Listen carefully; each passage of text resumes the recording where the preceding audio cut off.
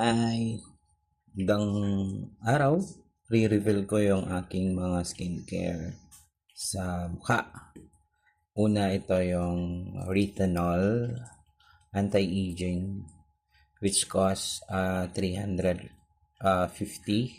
kasi sale. So, nabili ko to sa Shopee. Alright, retinol. Tapos, I use Dr. Leo Clay.